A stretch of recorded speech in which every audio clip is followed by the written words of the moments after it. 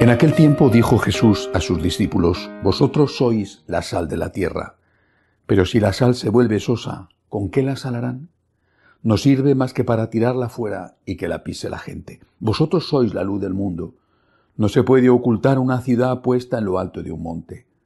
Tampoco se enciende una vela para meterla debajo del celemín, sino para ponerla en el candelero y que alumbre a todos los de casa.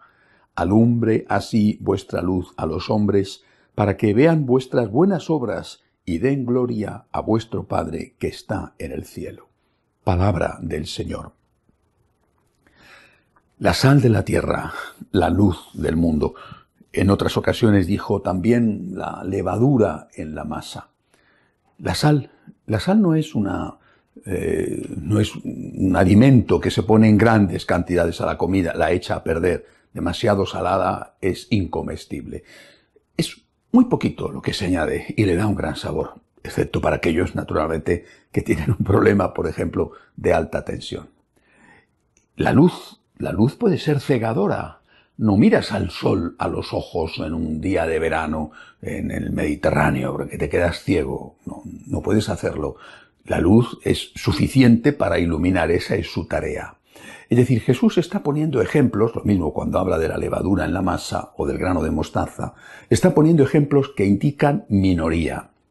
Pero no una minoría inútil, no una minoría dócil, sino una minoría que es capaz de producir algo para el conjunto, que es capaz, como en el caso de la levadura, de hacer que toda la masa cambie, como en el caso de la luz, de dar un poco de claridad para evitar que uno se pegue golpes, incluso aquellos que no son propiamente de la luz, o que, como en el caso de la sal, basta con un poquito de sal para que la comida adquiera otro sabor.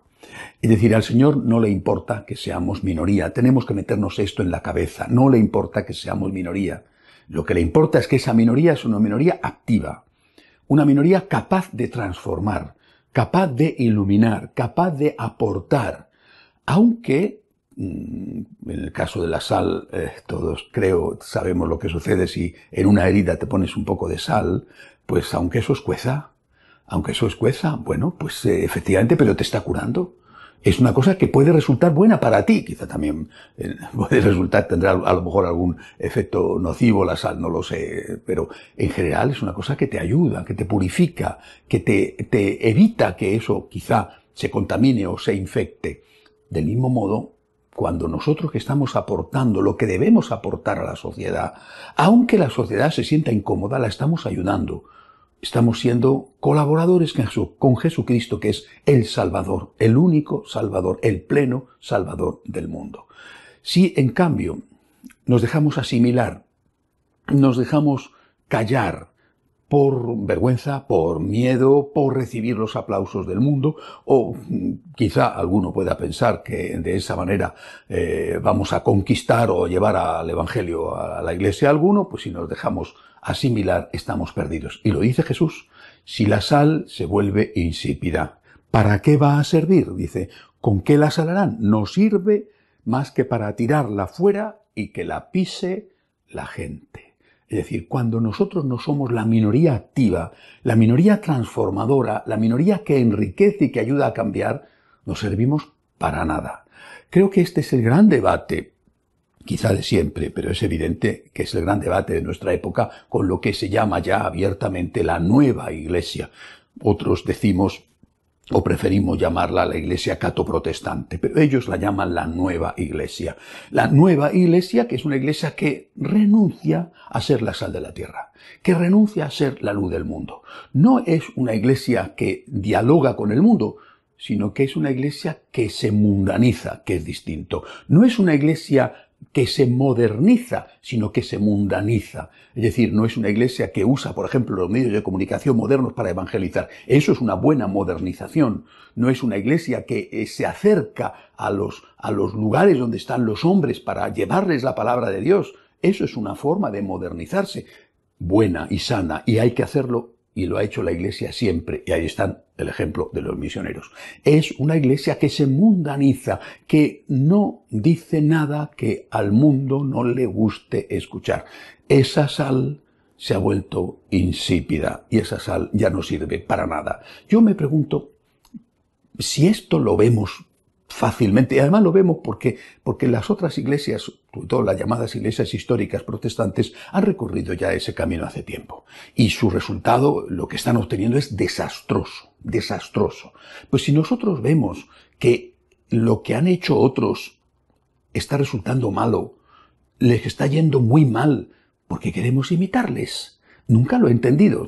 Vamos a ver, esta gente que quiere hacer la nueva iglesia, tontos no son. Por lo tanto, no cabe pensar que ellos no ven lo que todo el mundo ve. Que imitar la mundanización que han tenido otras iglesias es destructivo. Tontos no son. No se me ocurre por la cabeza, no se me pasa por la cabeza pensar que determinados obispos, cardenales, teólogos son tontos. Son, estoy seguro, mucho más listos que yo. Por lo tanto, ahí tiene que haber otra explicación. Hay dos explicaciones mal. Son malos, son aliados del demonio y buscan destruir la iglesia. Esta explicación no la quiero ni contemplar, porque entraría en un juicio sobre el valor moral de esas personas que yo cometería un pecado si lo hago, y creo que cualquiera que lo haga está cometiendo un pecado, porque no debemos juzgar a nadie. Hay una tercera opción, y es que ellos creen que esto es bueno para la iglesia, aunque vean que va a resultar negativo.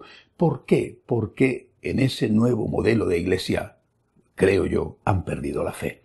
Es decir, ya no es la iglesia de Jesucristo, ya no es la iglesia fiel al Señor, ya no es la iglesia que cree en la vida eterna, ya no es la iglesia que cree en los milagros, ya no es la iglesia que cree en la presencia real en la Eucaristía, ya no es la iglesia que cree en el sacramento del perdón de los pecados, ya no es la iglesia que cree que Jesucristo es el único redentor del mundo, ya no es la iglesia que cree que Jesucristo es Dios, ya no es la iglesia que cree que el mensaje de Jesucristo es para todas las épocas, que no podemos cortar el mensaje de Jesucristo. Es otra iglesia que duda o que ya directamente niega. Es la iglesia que duda y que dice, pues vaya usted a saber si lo dijo, porque como en aquella época no había grabadora, o es la iglesia que simplemente lo niega y dice, todo esto es mito, todo esto es leyenda, todo esto no sirve para nada. Jesucristo, si es que existió, no tiene nada que ver con lo que nos han contado.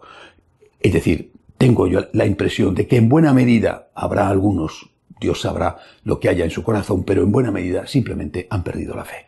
Han perdido por lo menos la fe de la iglesia. Si tienen otra fe, eso ya lo sabrán ellos, pero la fe de la iglesia la han perdido. ¿Qué tenemos que hacer? Repito, ser fieles al Señor, creer en el Señor, creer en la divinidad de Cristo, defender al Señor con todo nuestro corazón, estar dispuestos a dar la vida por Él y añadir una cosa que termina hoy el Evangelio diciendo esto. Dice Jesús, alumbre así vuestra luz a los hombres para que vean vuestras buenas obras y den gloria a vuestro Padre que está en el cielo. Es decir, defender la fe, defender la divinidad del Señor, no aceptar que tenemos que mundanizarnos, pero a la vez tener buenas obras.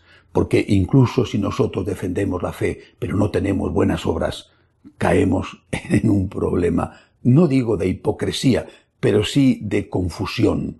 Claro que nuestras buenas obras siempre son limitadas porque somos pecadores, pero al menos tengamos el deseo no solo de defender la fe, sino de ser santos, de caminar todos los días por la santidad, de hacer las cosas del mejor modo posible, y si caemos, de pedir perdón, de levantarnos enseguida para dar el testimonio, si no podemos el testimonio de la perfección del santo, al menos sí de aquel que, siendo pecador, busca arrepentirse continuamente. Que así sea.